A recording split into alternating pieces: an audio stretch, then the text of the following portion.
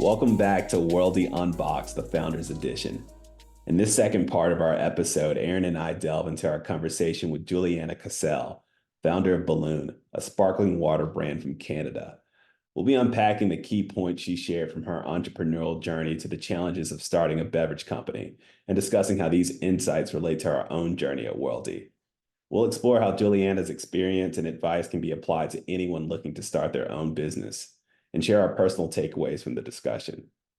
Don't forget to stay connected with us by joining our community at worldiebrand.com and subscribing to the Worldie YouTube channel for clips and highlights from our conversations. Okay, let's get started.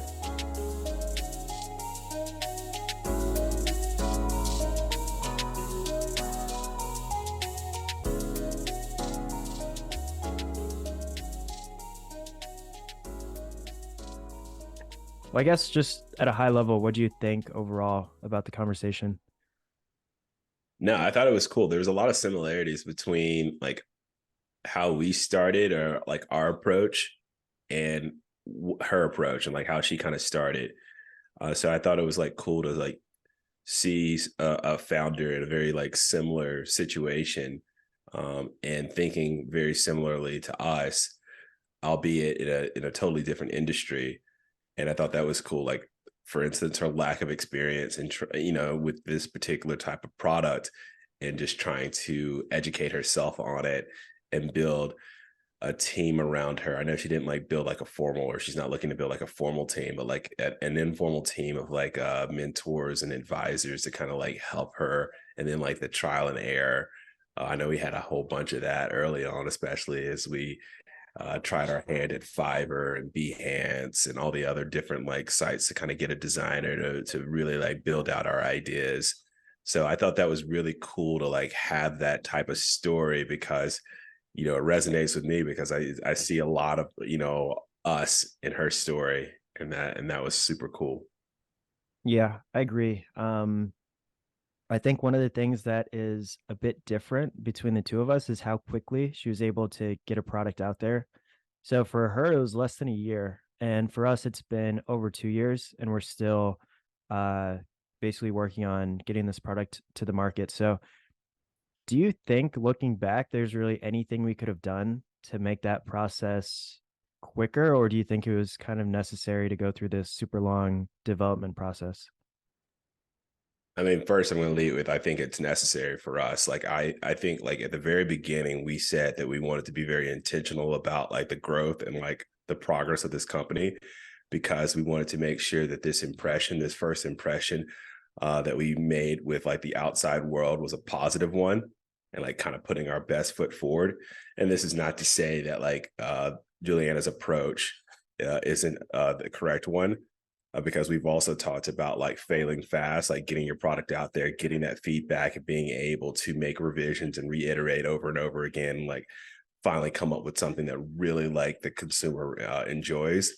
But for us, maybe it's a bit of like our personalities, like wanting to be like perfectionists and like realizing that um, this is like an opportunity to like really like make an impact or really like make an influence on the people that we think that this product is going to be consumed by, and not wanting to make any kind of like huge missteps that we could have like taken care of had we like spent a little bit more time on it.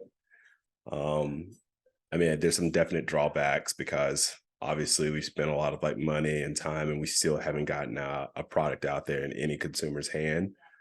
But I think this consumer base too really like needs to uh, believe in us.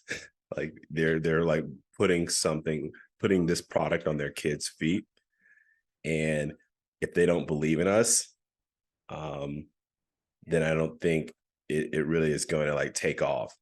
And so for us, we feel like we've got to build that credibility. We've got to show that we put in the work, that we put in the time to develop this, and it was thoughtful. And we brought a team together that has a whole lot of like experience and expertise in this area, so that people can, trust and really like believe that this product is going to work. So I think there's some differences, and it has to do with the product and the target audience. And that's the reason why we kind of slowed down. So yeah, we definitely could have gone faster. We could have like maybe cut corners, or we could have like said that this was good enough. Let's go ahead and get this launched so that we can quote unquote fail fast and iterate again. But I think the way in which we like went about it was correct for us. Yeah, I think that's right as well. And you were basically saying people have to believe in us. I think that's a big piece too in terms of credibility. So if we had launched, let's say like a year and a half ago, then I think people would really still view us as law school students, business school students. They would still be kind of thinking, what do you guys know about footwear? This thing, you were able to do this thing so quickly. Did you really learn anything that you're applying and like bringing something new to the market? Whereas I think we've been at it for long enough and people have been kind of like following along with their journey, seeing who we're bringing onto the team, seeing that we're reaching out to different people, getting feedback on the idea, input.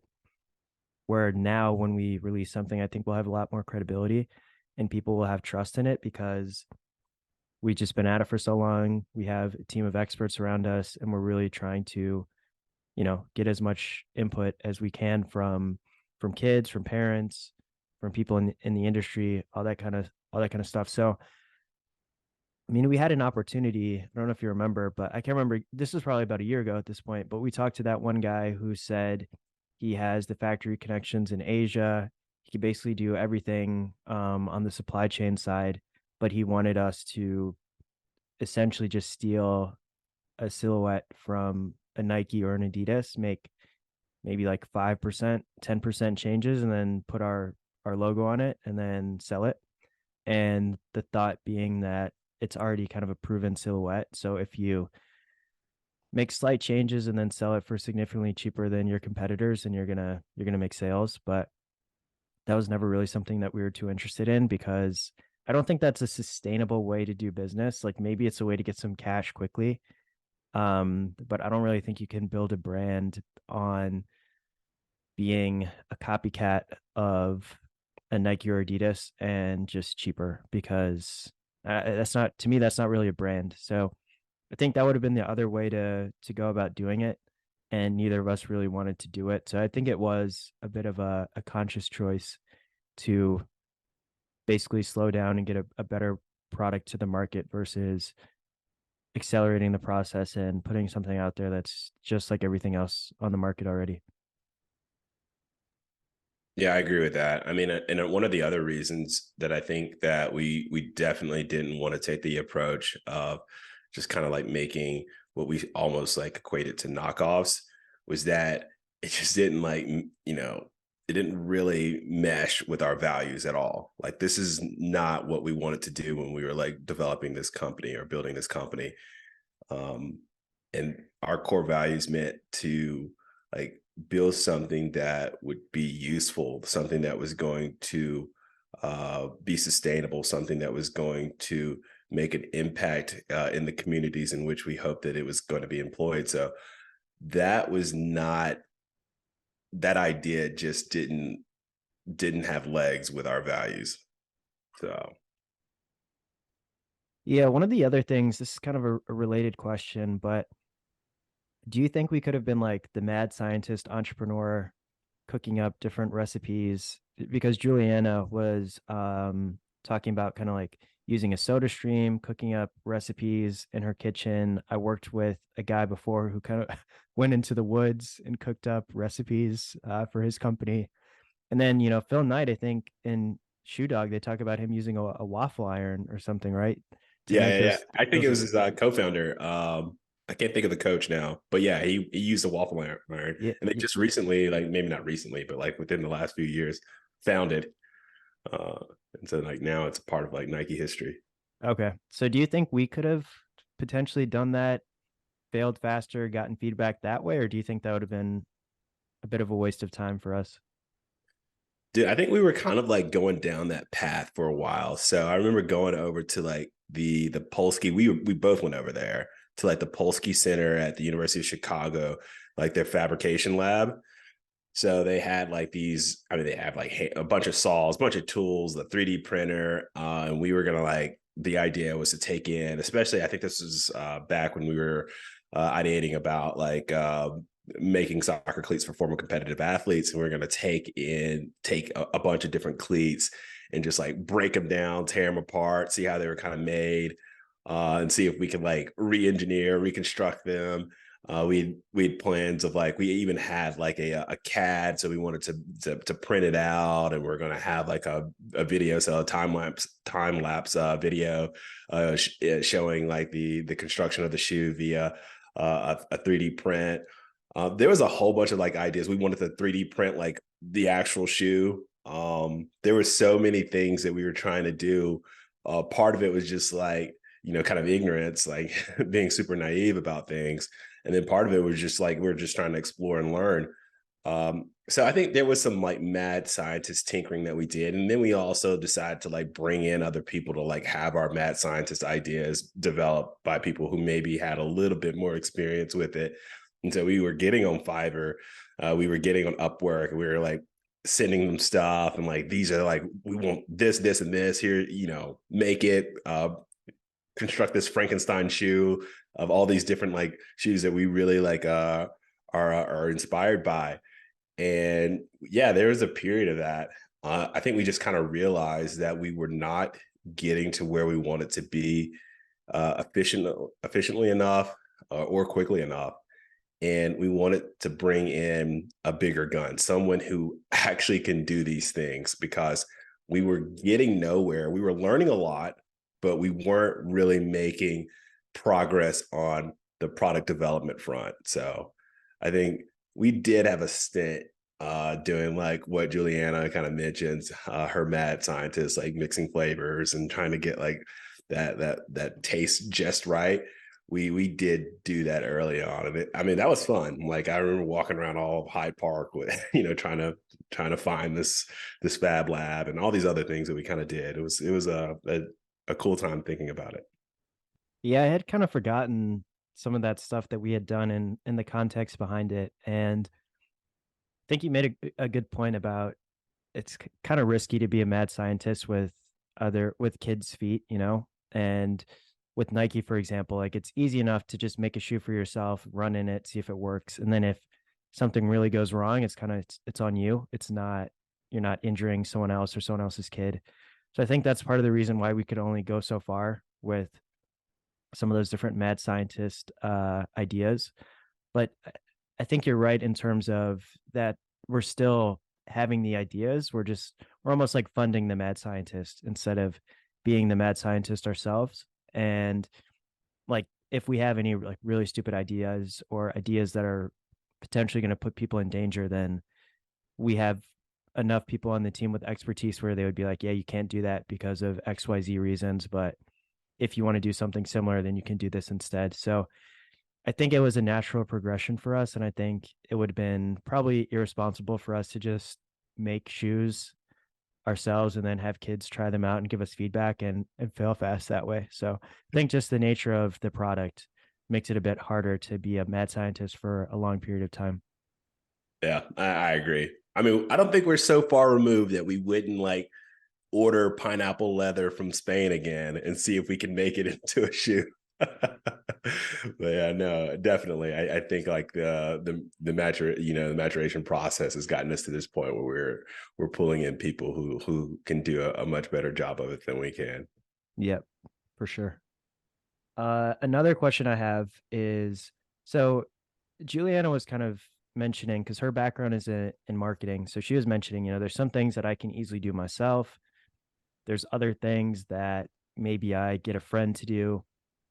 And then there's other things where I have to hire people. So the distinction she kind of made is, marketing is super easy for me. And then something like food science is something that I can't do it. I need to hire someone for sure. That's not even a question. So for our business, what do you think is more of marketing and what do you think is more of food science, if that makes sense?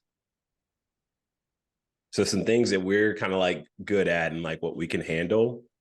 I think like some of the main things that like maybe gets overlooked when it comes to being a founder is growing your community, like building your community and doing it in an organic way, a way that's like very natural, and a way that's lasting. Um, I think that's something that we've embraced and we've gotten a lot better at. It's certainly still like a process. We're not like experts at it, but I think this portion of it is something that we can kind of own. We can come up with ideas about how to really get people excited and bring people along this journey. And I think that's really like one of the things that we've kind of owned. And then also, even though we aren't the designers or the experts when it comes to that, I think we do contribute a lot, even though we've kind of like sat in the passenger seat a little bit more when it comes to like the actual shoe design and development at this point. We still provide a lot of like context and making sure that the design really like closely parallels our values and like what we want out of the shoe. So probably the design and development piece is something that we've kind of had to like bring in experts for. And then just one example of one of the things that we can kind of like own is like the community development, the community building, and just like some of the maybe some of the business aspects of it. So I don't know. What are your thoughts on it? I think that's right. I think for us, the food science would be design and development because, like we were mentioning before, we tried to do that kind of stuff either by ourselves or with, really cheap talent, and it didn't work. So we needed to basically build out a team to do that for us, or like basically do it with a lot of input from us. I think community building is definitely something that we're able to do. And then kind of related to that, just talking to customers, understanding the customer, their pain point, always having that in mind. So for example, if we're talking about the shoe and there's a specific design, we're thinking, is this easy to put on and take off? And that's something that a designer thinks about to an extent, right? But I think we've talked to enough parents, and like, you're a parent yourself, a lot of parents. So bringing that perspective, I think, is also something that we can do. We also bring the perspective of former athletes, playing as kids, playing a lot of different sports. And that helps us understand like really who is the target customer in terms of the parent, in terms of the kid, what do they look like? What do they like doing? And that helps kind of inform some of our launch strategy, our marketing plan, all that kind of stuff. So I think really just understanding the customer and building community, those are two things that um like we're pretty well equipped to do. A lot of the business fundamentals, it's just kind of like you try to learn it as you go along, and maybe you bring some people on to help out with that. But really the only thing that I think is difficult and we couldn't necessarily do ourselves is the design and development. Yeah, I agree with that. Um, Another question. So Juliana kind of mentions at one point that she kind of had to make a compromise. Like she was really like trying not to have sugar in her formula at the beginning because of like that the negative like stigma behind like having sugar or sugary drinks. And she kept fighting against it, and then she finally was like, you know what, this doesn't taste good. This is like people are going to pick it up, they're going to drink it, and they're not going to go back to it. And she's like, well, let's add a little bit of sugar, and it changed the flavor. It was able to like, it was more palatable. What kind of compromises do you see? Like we've kind of been harping on our values for a while now because I think that's important to us. So I'm not talking about necessarily compromising our values, but maybe compromising in other ways. Like, what do you see as a potential compromise spot for us? One of the things that I'm concerned about, so we hear a lot that durability is really important. And I would say beyond just kids' feet growing really quickly, which you can't change, durability is probably the biggest pain point for this target segment because kids are just so hard on their shoes. So I think it's important to both of us to have a shoe that's super durable. But at the same time, I would guess, and I'm not 100% sure on this, the more durable you make the shoe, there's potential that it becomes made in a less sustainable way. So then it's kind of like, if those things are at odds, how do we make that decision? Like, because there's also the thought that if it lasts for longer, then it's more sustainable in a sense because you're not going through as many shoes in the same kind of like time frame. So that's kind of the big one that I've been thinking about. And I mean, down the road, I think we won't necessarily have to compromise, but out of the gate, we're kind of working with the realities of the current footwear industry, making our first shoe, not having a ton of money. So I think it's going to be we're going to have to inch our way closer and closer to our really lofty goals. And then in the near term, we're going to have to maybe make some decisions on some of these different pain points or some of these different values in terms of how much do we want to get, or how close do we want to get to our vision on this dimension versus this dimension if they're working in opposite directions. Yeah, no, I see that as being something that we'd end up compromising or potentially compromising, even if it's for a short term. I think back to like how we wanted the shoes to be made here in the US. Like we were really, we were really like, that was what our focus was for a good bit of time, was to like have them made here. And then like our compromise we felt like was going to be, oh, we want to at least have them made in this hemisphere. And the fact that they're currently being made in China, we're like, oh yeah, we're only going to do that for, this prototype, or we're only going to do that for, just a little bit. Just kind of like coming to the realization that at least this first order will probably come from China. Like we would like for it to be made over here in the US. We would love for it to be made at least in this hemisphere. But then the realization of the industry, like, and understanding that it's going to take a lot of like effort on our part, a lot of work on our part to start building these like, like building factories or building things here, which is still our ultimate goal. It's causing us to maybe compromise a little bit as to like where production is going to start at. So I thought that was something that like we continue to like combat. Like we're still looking for ways in which we can kind of do it in this side of the ocean, but it's certainly something that we've had to like compromise a little bit on. Yeah, no, I completely agree. And I think it's just kind of like, we have to get a product into the market eventually, and it's not going to be exactly what we envisioned when we first started out in terms of all these different aspects or dimensions, but I still think it's possible to get there on a lot of these different things. It'll just be a bit of a journey and prioritization, understanding which things we want to do first. Like, do we want to make it super sustainable first? Do we want to move it to the US first? Do we want to get a design that's really, really differentiated and maybe like patented technology? So I think it's just, once we start getting money in the door, understanding where we want to invest. And then it's also somewhat dependent on some other things that happen in the footwear industry. So like how quickly some of these factories in the US get up to speed, how quickly they start offering services for athletic shoes versus just flip-flops or whatever else they're working on. So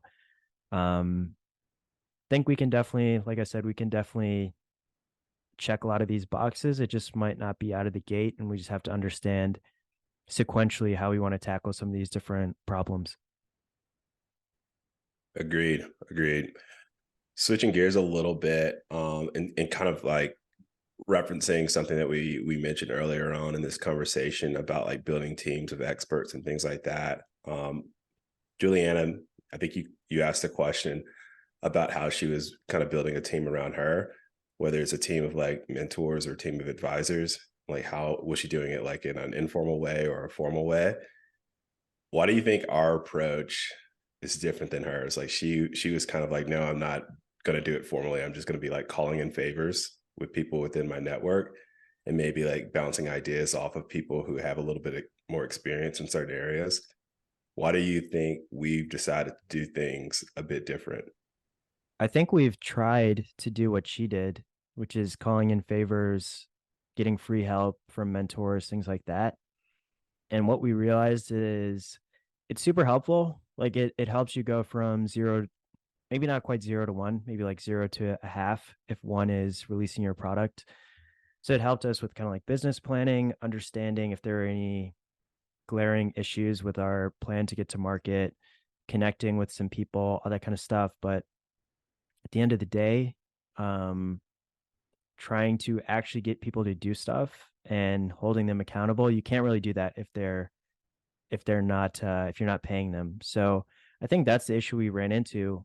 You know, people only have so much time. They're only willing to do so much if there's no formal relationship. So I think we got to the point where like we needed to actually get the shoe designed, and we couldn't just rely on people helping us out for free to do that. And then once we started getting a designer, we realized we need a developer too. So we need a different skill set to add to the team. And we probably can't get that same skill set from just someone helping us out for free.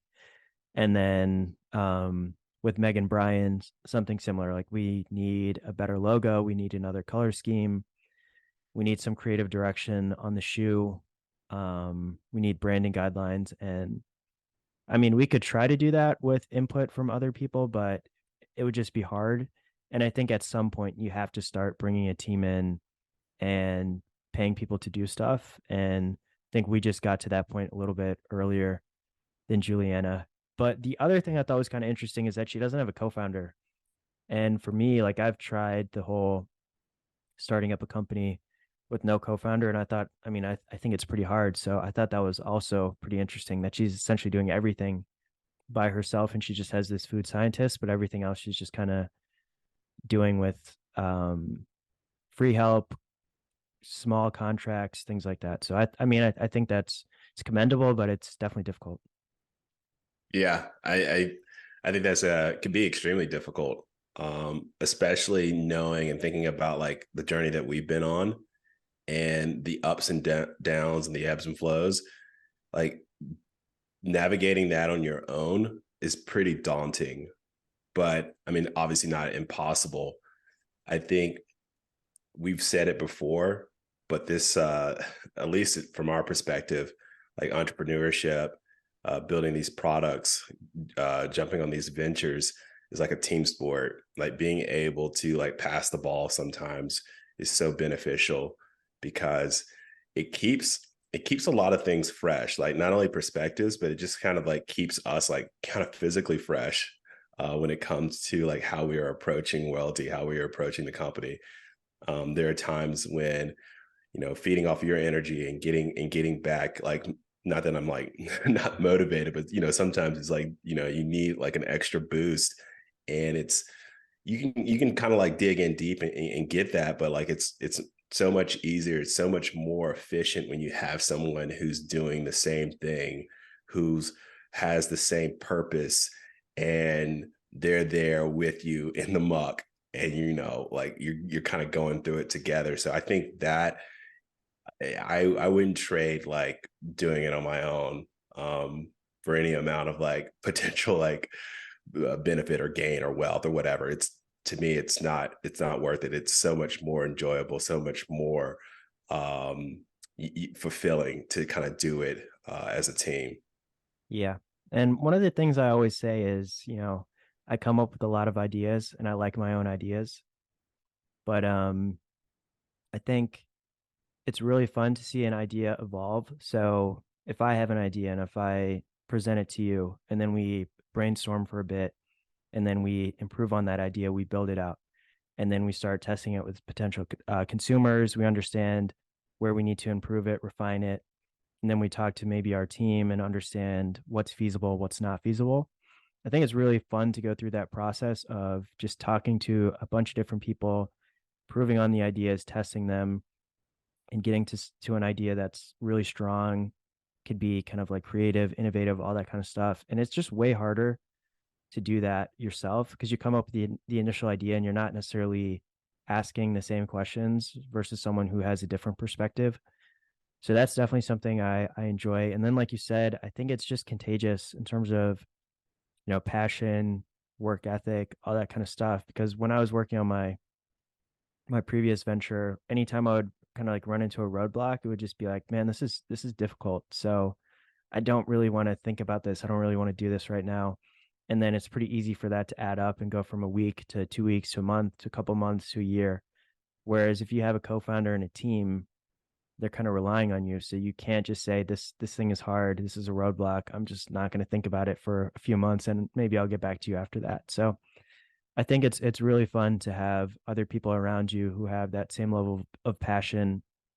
It's fun to, like I said, see ideas evolve, and then it's also fun to see ideas come from the other people as well, and basically be like, oh, I would have never thought about that, but that's genius, and that's really going to help us move forward. So that's something I really enjoy. And like you said, I wouldn't really, even if I was able to do this completely by myself and make a ton of money. I mean, it's easy to say that, right? But even if I were to do that, I don't think it would be as rewarding. Maybe it'd be more financially rewarding, but I think it's way more fun. And maybe it's just based on the fact that we have that team sports background, but it's way more fun to do something with a team and you look back on all the times you're kind of in the trenches when it was difficult versus just being one person and getting it done yourself.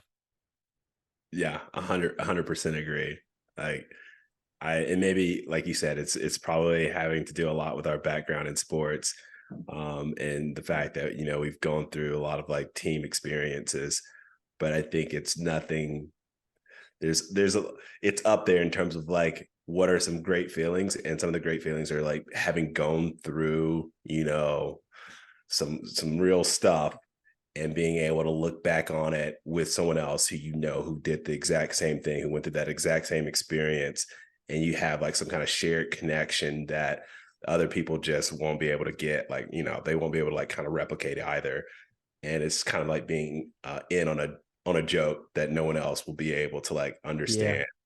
So it's like a Yeah. club or whatever. Yeah. I think back to like some of our lowest moments or like some of the calls we had where people are like, you guys are fools. You shouldn't be doing this, or this idea is terrible, that kind of stuff. And thinking about how far we've come. And I mean, I'm motivated by people who doubt us and tell us that what we're doing makes no sense. So I look forward to being able to kind of like look back on those conversations and be like, that didn't break us. We took what they were saying, we took it into consideration. The things that made sense, we incorporated, and the things that didn't, we didn't. And our confidence didn't really waver, and we still got this product to market, and we were still successful. So that's Yeah. yeah, something I want to be able to do in the future.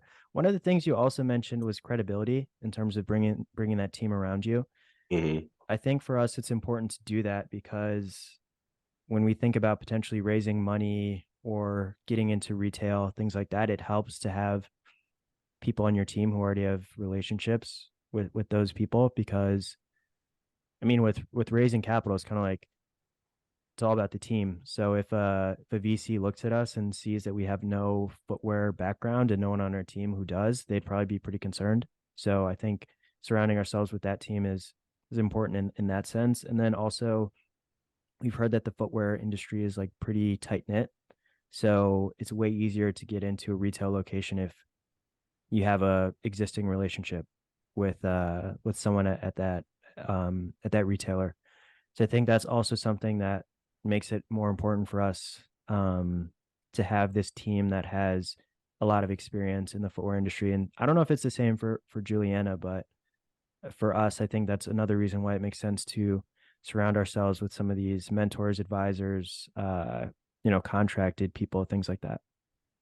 Yeah, I agree. I mean, I know the footwear industry is notoriously difficult, and I don't have like an awareness as to like how that compares to the beverage industry. But I would assume that once you get to a certain point, especially when you're trying to bring in institutional investors, that it doesn't hurt to have like, someone with a whole lot of experience on your cap sheet or your cap table. But I think back to like one of those classes that we had back at Booth, and one of the people, it was building the new venture, and the whole like class would be like, okay, they present a case study, and then the individual who we like kind of like go in on pops up on the screen at the end of the class and kind of like, oh, I'm here or whatever. And this is how I really reacted or whatnot. And I remember one of the guests talks about like him and his co-founder had very little experience. And so they sought out a gray hair, like, like I think it's kind of like how you refer to him, someone who's been around. Um, and that lended them a bit of credibility when they were in front of VCs and angels talking about the business and seeking investment dollars. So I think it's very important, not only from like a product development or design standpoint for us, but also as we posture for potential investment dollars down the road. I know it's not something that we're looking at right away, but just kind of like staying a little bit ahead of that, and realizing that that's going to be something that, you know, comes up or could come up, and being prepared for it. So no, I agree.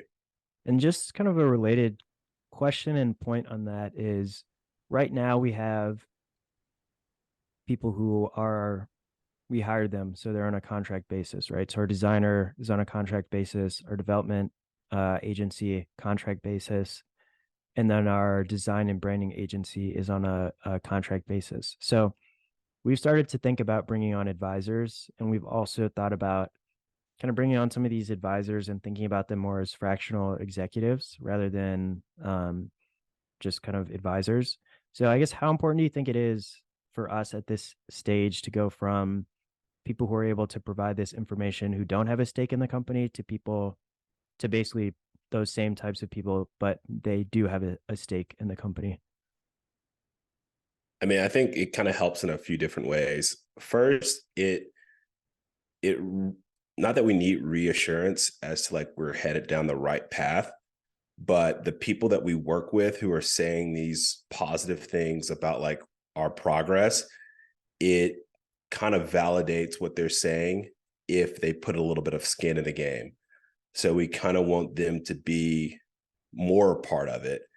And in order to do so, to put something on the line, and in essence, you know, putting your money where your mouth is.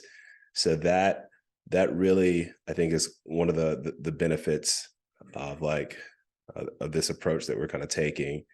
And then, like we were just mentioning, having those people actually show up on the cap table, outwardly looks well. Like it lends credibility. It helps us with future investment dollars. And then a team, like actually having a true team of people that we can bounce ideas off of. They're almost like pseudo like co-founders. They're part of like the original core, and that's beneficial too, because we've also harped on like this being a team sport.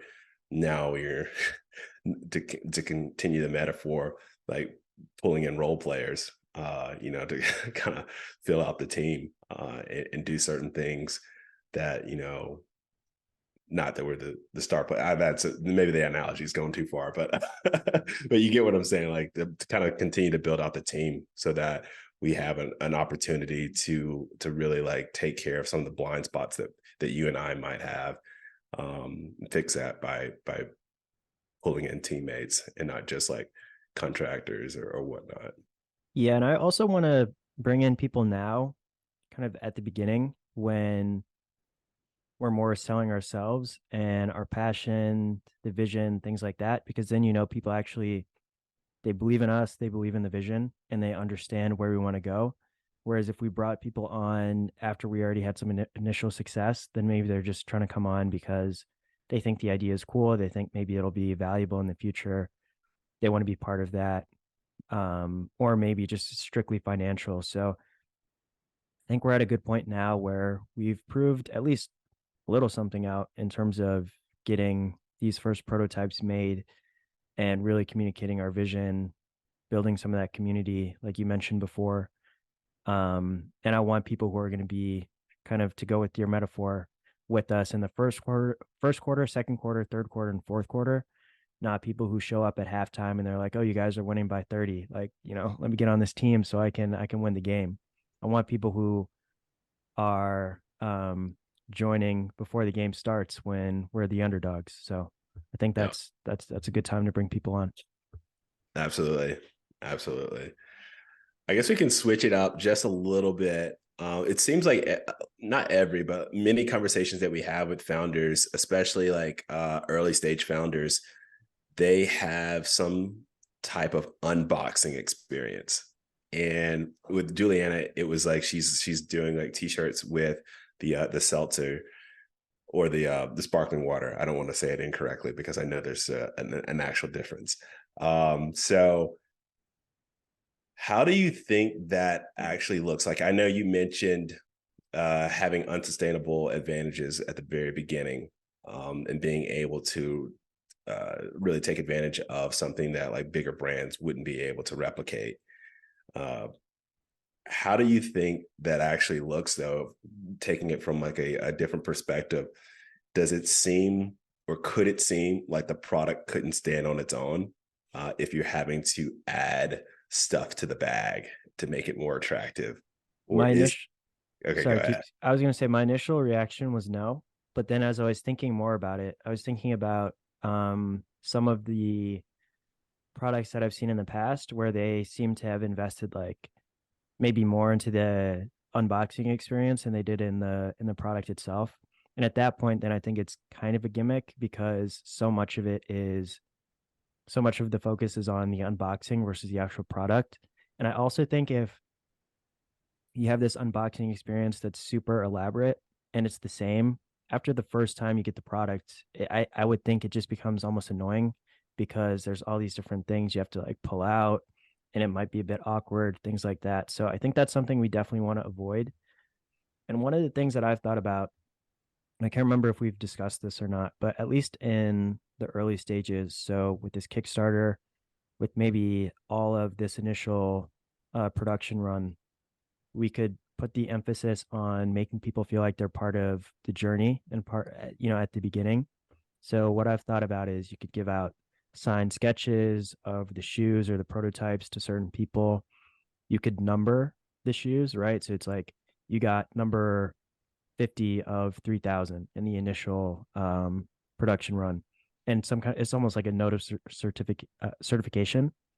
So it's like if this company takes off, then I have one of these notes of certification. I don't know why that's so hard for me to say right now, but I have one of these notes that's basically like I was one of the first 3,000 customers, and even more specific, I was the number 50. So I think that those are some cool things you can do. And then I've thought about maybe like a digital unboxing experience or like purchase experience where as soon as you make the purchase, we send something to your inbox or there's something that happens on the site and it's kind of fun for kids. Maybe it's like a collectible and that's not really something that costs too much. And I know, with like Happy Meals, things like that, kids like collecting different things. So that's another thing that I've thought about. But the more we talk about it, the more I'm kind of like, yeah, really, really complex unboxing experience. Like maybe it is a bit too much of a distraction because even when we talk to Jay about his unboxing experience, like it looks kind of complex because there's not really other companies in the ice cream space doing that. But really all it is the packaging is pretty cool. There's like a few pieces of paper in there, and then there's a spoon that looks like a shovel. So it's not anything that makes it more annoying to open up the box. It's just something that makes it a little cooler. Yeah, no, I agree. I think about brands who may have done it like correctly. So if we are over the top, like kind of how you mentioned, it can get old quickly if you're just continuing to do that type of thing. Like the first time you get hit with confetti in the face when you open the box is exciting. The fifth time, maybe not so much. Um, and so like doing things over the top could actually have some kind of like diminishing returns. Like it could be a negative as opposed to some kind of like a positive when it comes to experience. So like maybe like toning it down, or even, and this is kind of like something that I just thought of, like even allowing people to opt in to that particular type of unboxing experience, like having like the unboxing experience be something that you can choose and not something that you're kind of forced. Like I don't want to every single time I receive a package from Worldie, like have to like, it's like a Jack in the Box experience. Like I want it to like just pop up. I don't know what's going to pop out of the box, but like being able to like allow people to just choose. And then companies who have done something that just like you can do every single time, and it's not good, and it's different than the rest, but it's also something that's not like difficult or cumbersome. And I think about like Truff, like the now the viral hot sauce, and how they kind of focused on making this different bottle. Like they wanted it to be different than any other hot sauce out there. And they wanted the packaging to be very like premium looking. And they even have like a truffle shaped type top. And none of that is really like cumbersome. None of that is like a detraction when it comes to like purchasing their product. But at the same time, it makes for like a unique, almost like unboxing experience. Yeah, no, that makes sense. Let's see if I have anything else that we can kind of talk about. I know she mentioned some pricing scheme stuff, but perhaps that's not as exciting to talk about.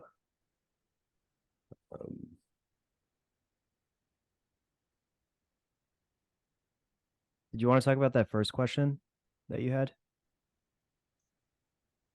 So yeah, I kind of like used it as like a statement because I noticed like, all right, there's usually like a catalyst behind why people decide to jump into entrepreneurship, because a lot of times you're not doing it like, I mean, there are founders who are like undergrad who are kind of jumping right out of it, as soon as they graduate, or even like dropping out of school and taking on a venture. But a lot of times it's like a second career, you're doing something different, and there's some impetus, like something behind the reason why you decide to do entrepreneurship. Juliana mentioned that she found the opportunity when she kind of lost her job, and so now she had the time to actually start working on a venture, an idea that was kind of like dormant for a while, but now had an opportunity to really like start putting some effort into. Not that we have the exact same type of moment, but we did have a chance to like sit in like what you can almost equate to like an incubator at like at the university, and then with our delayed starts to our jobs, have a chance to really like focus on the brand, focus on the venture full time. Um, do you think it usually takes like some kind of like outside perturbation to get people into this space? For the most part, like I know there are some people like I mentioned earlier on who just kind of like naturally go into it. But do you think for most people it takes like some kind of like outward push to get them going? I think it definitely helps. The idea of the golden handcuffs, where if you're in a really good spot, really good salary, really good benefits, maybe you don't have to work a ton, you can continue to get promoted. At that point, it's kind of like, why would you leave? That's what a lot of people would say. And you kind of have to be somewhat crazy and really passionate about your idea in order to give all that up and basically say, I'm going to not have a salary for a significant period of time. I'm going to work really, really hard, and I'm kind of going to have no idea if this thing's actually going to be successful or not. So I think it definitely helps. I mean, there's some people who do that, but I think a lot of times, yeah, probably it is. I went back to school, I got fired, I didn't get my dream job. I'm going back to the drawing board. And then there's also people who are just kind of entrepreneurial, and maybe they always wanted to do entrepreneurship and they just decide to try it at a certain point. But I definitely do think it helps to have one of these kind of like major life events that shakes your life up a bit, and you're like, what do I really have to lose if I pursue entrepreneurship for a while? So I don't know. I'm not working off of any data here, but I would say probably, yeah, a decent amount of people are getting into entrepreneurship that way. Yeah. No, I think I agree, because entrepreneurship, I think overall is pretty scary because there's a whole lot of risk involved. And the more people get, I guess, set up in their career, the more people like get, spend time and like you said, put on the golden handcuffs, build out families, buy houses, get comfortable in their current position, the harder it is for you to push that person out of it and go and do something very risky, to go and do something very scary. So I think a lot of entrepreneurs are probably kind of prompted to go and take on their ventures by something outside, like you mentioned, like a loss of a job, or a break from their career by going to school, or whatever it might be. Like, I think a lot of like entrepreneurs are probably prodded down that path by something, that some kind of significant change in their life. For sure. One of the other things that she mentioned was kind of positioning her product, because it's not a soda. It's I get the distinctions kind of confused, but I want to say she said it's not a soda. Well, she for sure said that, but I think she Yep. also said it's not really like seltzers or sparkling waters that are currently on the market. So it's Right. almost like a new drink. But at the same time, she doesn't want to define it as a new drink, because there's going to be a lot of education around that. And in terms of like search intent, people are not searching for some drink that they've never heard about. So I think for us, it's been somewhat similar, because people either say, this is already on the market, or something like this. Is this a cross trainer? And the answer is kind of no, but also kind of yes.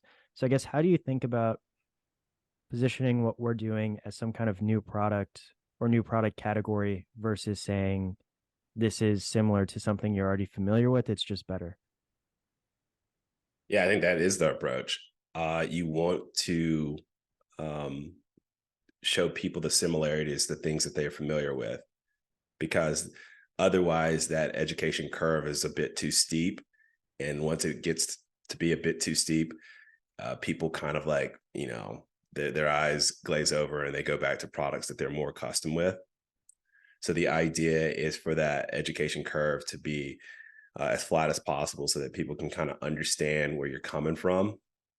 And I think we were having a conversation the other day with, some potential partners to make like video content for us, and they had a different perspective when it came to like emphasizing product or story. And I think like, if we're able to kind of equate like our product to products that are already out there, so that that education curve is a bit flatter, and then at the same time introduce people to the story, I think that that's the best way to kind of bring people in, as opposed to like, trying to say that this is something brand new, here's the tech, this is why it's brand new, and just kind of going through, all these different types of like diagrams or whatever it is to explain like how your product is, different than the other products that are out there on the market. I think there's a much cleaner, smoother transition into the product, and that's by equating it to stuff that's already out there, and then also just introducing people to the story of worldie and what we're trying to accomplish here. Yeah, I agree with that. I think it's just too hard to say, because when we say things like, multi-surface, multi-purpose shoe, um, people understand it to an extent, but maybe not as much as if we say like all-purpose sneaker, or like do it all kids athletic shoe, things like that. So I think you're right. You have to position it in a way where it's familiar, but at the same time, differentiation is so important. So I think we're still figuring out exactly how we want to position it in just one or two sentences. Like when we have a long period of time to talk to someone about the idea, they get it. But sometimes if we only have a sentence or two to get the idea across, there's still some questions. So I think that's something we just got to continue to work on, test, and then figure out what exactly is the correct way to basically position the idea. Yeah, I mean, it'll probably be a bit of a trial and error period, but I think that approach is, at least in my mind, the best way uh, right now. So one of the other things that she mentioned is this idea of being a founder led versus a product led company. And she's kind of more leaning towards being a founder-led company. How do you think about that distinction, and what do you think we should be? I think, and this is just what I kind of just was alluding to in that last question. I think we should be a founder slash story led. Like the product, though it is, relatively novel, it can get lost in a sea of other things that are out there kind of doing very similar things. And so if you kind of focused on that, you don't get a chance to really see the big picture. You just see a bunch of other things out there, and why not go with those more established brands at that point? I think the story, our story, like our founder story and Worldie's story, are unique. Like no other brand will be able to like replicate that, because it's our story. And that's what we emphasize. That's what people really want to hear and be a part of. And they want to see growth. They want to be a part of that progress. And the product, not an afterthought, but as part of the story, as opposed to the emphasis, which kind of sounds backwards because you're trying to sell the product, but really you're trying to tell the story, and the story includes a really cool product that allows people in on this like journey. Yeah, that's actually been one of the things, the biggest surprises during this process for me, is that like people are super interested in the story and in us, and because they believe in us, they want to buy the product. So we talked to someone yesterday, and they were kind of like, I've never seen the product. I don't really know too much about it at all, but just based on the story you guys just laid out, I already want to buy it. So that's not really something yet that I had been familiar with, because that's not really the way that I'm a customer. So I was kind of surprised. I was always like, you got to just nail the product, and then you have to kind of seem credible for when people are like, who are these guys? Who's building this company? But it almost seems like a lot of people, and maybe this is just for early stage companies, but they look more at the founders and the story, and they don't necessarily care about the product as much. So I think you're right that at least in the early days, it's important for us to really focus on that story and on us, and then basically we can get some initial sales, build initial community, and then kind of use that to make a product that is basically far and away better than other things that are currently on the market. Yeah, 100% agree. And I also, that wasn't the approach that I typically took back in the day when it comes to like purchasing products. So it didn't necessarily seem supernatural to me to like have that type of like approach to like branding and marketing by using storytelling, because I was more of the mainstream pumpkin latte drinking, Nike wearing basic person out there, just going out and like buying that type of stuff. And so like this, I didn't care about the stories. Like there's like, you don't care about the story of Nike when you're buying Nike shoes at that particular point in your life. But as I like started to expand and maybe became a little bit more refined, I started to look for companies that kind of like meshed with my own values and ideas, and so I really would look into them, and that's where their stories would come out. So it's definitely like a change from being just like a blind or like robotic consumer to being a conscientious and thoughtful consumer. Yeah, no, that makes sense. And then one of the other things that she mentioned is that really the differentiator is flavor. So she wants to compete on flavor, or maybe at least that's what, when she first started out, that's kind of how she was thinking. I think the parallel for us is competing on style. And that's something that like 5, 10 years ago, if I started a shoe company, I'd be like, you compete on style. That's the way you do it, because everything has basically already been done in footwear. Can't really patent a lot of different technologies. So style is the way that you compete. Now I've kind of switched away from that, but what is your opinion on whether it makes sense to compete on style, and whether that's actually a differentiator that is sustainable? I mean, style is definitely a big part of it. Like if it doesn't, I remember we were talking to one of the guys from Feedback Loop back in the day, and he was saying that he presented the idea to his son, and he was like, "Oh yeah, as long as it's drippy, I'm for it." Like that's kind of like the thought process. It's got to look the part. Like you don't get a chance, especially if you're like at a retail store or something like that, to get your story out there before the person like picks up the product or sees the product. So a lot of times in order to like reel them in, you got to have like something that's attractive. It's like maybe like a relationship or something, and people are like, oh, I'm attracted to a personality. Well, you probably you won't even approach that person unless you're like attracted to them and, physically or something. You've got to be able to like, see the appearance and be like, oh yeah, that's something that I like. And then kind of like, then you go in and get a more in-depth understanding. So I think you have to emphasize, you have to like, you can't just like drop the ball on style. You can't drop the ball on the aesthetics. You have to like, that's why we spend a whole lot of time on this. That's why we're spending a whole bunch of hours just like working with our team to make sure that it looks good. Because that's certainly part of like the story too. Like you want to make sure that it looks the part, like it fits that role.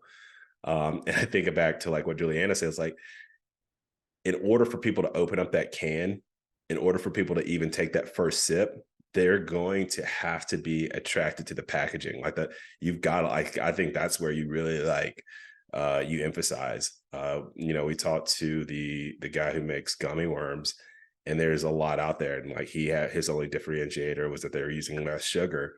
And so their approach was to focus on packaging, focus on the marketing aspect of it to get people attracted over to the product, to get people in. It's almost like a light and flies. You have to do something. You got to peacock a little bit to get people over to see, to listen, to hear your story, and to hear why they should consume, why they should wear your product. I think that's right. I think it's almost table stakes. Having that attractive, almost like brand experience, right? So for Juliana, it's the way that it looks on the shelf. It's the way it looks when it's presented on the website. For us, the same kind of thing, how it looks on the shelf, how it looks on the website, and then also how it looks on your foot, right? So if people get it, they look at it, they put it on their foot and it looks bad, then that's probably it.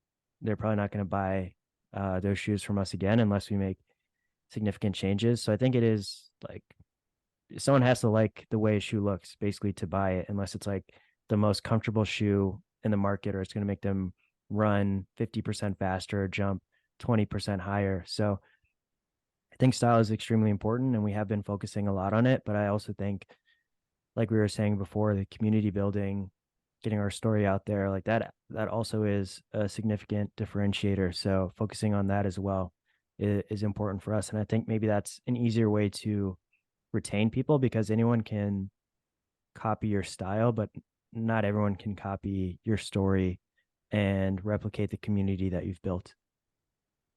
100% agree. 100% agree with that. All right. I was going to say, I just have a couple more questions, and this is kind of long, so we can cut some of this stuff and then maybe put other stuff on LinkedIn or YouTube or whatever it is. But I think Juliana was talking about this a little bit. She said she doesn't really reach out directly to people like vendors or whatever. She's more reaching out to other founders, getting their input, and that's the way that she gets connected to a lot of people. And that's something that you mentioned recently. Like we have a lot of these conversations with people who are reaching out to us cold and offering their services, and a lot of times we leave feeling like they're just selling us, it's overpriced, stuff like that. And then when we talk to other founders, they give us more recommendations, or better recommendations, people who are maybe a bit cheaper, they're already vetted, things like that. So I mean, that's more of a comment than a question, but I guess, what do you think about that? Yeah, man, I think early on we wanted to, it's all about like network building, but early on we wanted to make sure that we could kind of like vet a lot of like, we wanted to look for a designer, so let's vet a bunch of designers. We wanted to look for a website like developer. So let's vet a bunch of them. We wanted to look for like a product developer. Let's vet a bunch of them. Like, and they were coming to us and we're like, oh, this is perfect. Like, let's just like set up these conversations and kind of talk with them. And, we'd walk out of there and like, oh, dang, they just tried to sell me stuff for like that entire 30 minutes, an hour. They're just like, not really trying to connect. All they were doing was trying to sell. And it was overpriced many times. And it was also not like there was just no connection because there was no real like warm intro. Like there's no understanding going into it, like what we were trying to accomplish. It was just them like pressing their like product or services upon us and like, hey, you want to buy? So I think like now we realize that for the sake of time, because we like time is like of the essence, and we're getting less of it in these coming weeks. So in order to be more efficient and more effective, we have to really like go through channels and make sure that we're just talking to the right people. And part of that is allowing other people to vet. So like they've gone through and they've done some things. They've worked with people. Who have you worked with? Let us like, do you recommend them? And that way we're a bit more efficient with our time and like our conversations, because responding to every like LinkedIn DM that says, I checked out your product on Amazon, it was amazing. What are your guys like supply chain strategies? My company's here to help. Like, yeah, come on, yeah, you didn't really do that. So let's not even have a conversation. So like, I think it's a bit more effective to kind of do it by going through the founder network as opposed to responding to every cold call, cold email, cold DM. So.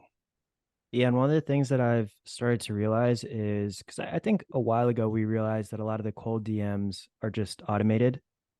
So, like you were saying, they say, I love your product. Your website looks great. Can't believe you've had so many sales already. It's like, no, you're not doing all that stuff. That's automated because we're in pre-launch and we're not on Amazon. We're not on all these different platforms. So, one of the things that I've realized is even the people who have tailored messages, and I can tell that they've actually looked at our website, looked at our LinkedIn profiles, whatever. A lot of times it doesn't necessarily make sense to talk to them either, because even though they're putting in more effort to get on your radar, a lot of times it's still the same thing. They're trying to sell you. They don't necessarily care if you really need their services or if it's going to be valuable to you. They just want to sell. And then when you go through founders, people who have actually done it before, they can also just let you know, like, hey, you don't need this right now. Whereas if you're talking to a vendor, they're never really going to tell you that. It's very rare that we had someone do that yesterday, and we mentioned it. We're like, it's so refreshing that you're telling us it probably doesn't make sense to work with you guys because you're too expensive for what we need right now, and we should just do it ourselves. So I think you get that a lot more with founders. Like, no, don't reach out to that person. You don't need that yet. Reach out when you've accomplished this or passed these milestones. And then, like you were saying, if it does make sense, it's already vetted. They can tell you if they liked working with that person, how expensive it was, whether they felt like they got ROI, all that kind of stuff. Because those people are going to probably try to upsell you, even if they've already been vetted and the person liked working with them. So it's helpful to be like, yeah, get this service, don't get this service, potentially get this service, but maybe negotiate on it, all that kind of stuff. So I definitely think that's a better way to go about doing things. And like you said, we don't have a ton of time, so we have to be really focused, and it's not the best use of time to just respond to every single person who reaches out to us wanting to sell something to us. Yeah. I mean, as as other founders who are maybe like at an earlier stage than we are, I wouldn't say that you would necessarily just skip that step and just go into the founders network. Like there is some kind of benefit to talking to these vendors or talking to these people, because you kind of get an understanding of the environment, and perhaps that helps you make better decisions down the road. So it wouldn't hurt you, other than like your time, like spending some of your time to kind of like take a couple of those calls. And that just gives you a little bit more exposure to that. We went through it maybe a little bit too much, but I think it was useful. There was some utility out of it. So it wasn't like a bunch of like wasted time, but it definitely gave us an opportunity to really assess the landscape and now appreciate the founders network even more. Yeah, I think that's right. I think that's right. Then last question I had for you, and this might be more of just like a comment rather than a question, but we've talked a little bit about crowdfunding versus pre-orders. Well, really a few people have recommended that we do pre-orders now. And we've always kind of pushed back on that because we haven't finalized the product. So, how do you sell something to someone when they don't even know what it looks like or when it's going to be shipped to them? So that's one of the reasons why we were kind of like, doesn't necessarily make sense to do pre-orders. And then for other reasons, we think crowdfunding makes a little bit more sense because you eliminate some of the risk up front because you already know that you have the sales before you even make the order. Juliana was saying that it makes more sense for her to do pre-orders because she already had the site set up, Shopify installed, all that kind of stuff. So she didn't want to pay the fees that a Kickstarter, for example, would take off the top. She wanted to own the data, the email flows, all that kind of stuff. So I think we both still want to do Kickstarter, but one of the things that we've thought about to basically kind of get the best of both worlds is until we launch the Kickstarter, maybe kind of like selling coupons. So selling a $15 off coupon for a dollar or two on our website and having some limited number of those. And then once those are gone, maybe selling $10 coupons for a dollar. And that's a way to get pre-sales a little bit. It would probably increase conversion for people who are already showing interest. And it's a way to just kind of like validate demand now. So what do you think about that idea? What do you think about pre-orders versus crowdfunding? What do you think about what Juliana was saying and why she decided to go with pre-orders instead of crowdfunding? I mean, I don't think those two methods are mutually exclusive. You kind of mentioned that we're thinking about doing both of them. And one of the big things is that conversion metric, but probably even bigger than that is we can start getting a better sense of like not demand, but like interest in the brand. So that's just a chance to kind of like get an early indication of some of those analytics, and I think that's pretty vital, pretty important. Her approach, like maybe not doing a Kickstarter, if you feel like you have enough of a backing, and maybe this is because the product is much different than a kid shoe. If you feel like you can do it on a platform where you don't have to worry about cutting Kickstarter a percentage, then yeah, that makes the most like financial sense. Like go for it, do that way, because then you're able to keep much more of the profits, and that's going to help you with future rounds. Whereas I think for us, we're wanting to not only use Kickstarter for the money, but also brand awareness. We're just trying to use it for many different reasons. And that's why we want to kind of use both approaches. We would like to get a chance to have very strong conversion rates and at the same time build a lot of like brand awareness, recognition, churn interest, and get a lot of traction as we like look forward to some things that we want to have down the road. So I don't know. I think our approach, not to say that it's the best approach, but I think it's the best approach for us. And I think Juliana's approach may be like the best approach for her because she can capitalize on her community, and she can do it in a way in which she doesn't have to pay any kind of royalties to Kickstarter. Yeah, no, I think that's a good way to summarize that. I do think what we're doing is right for us, and I mean, I trust that Juliana is doing what's right for her. So, different things work for different people, different industries, different brands. So I feel good about the strategy, and I do want to look more into that pre-order idea and see if it's feasible, if people would be interested in doing it. So maybe that's something we'll test out in the near future. For sure, for sure. Well, cool. That was much longer than anticipated, but I thought there were some good things.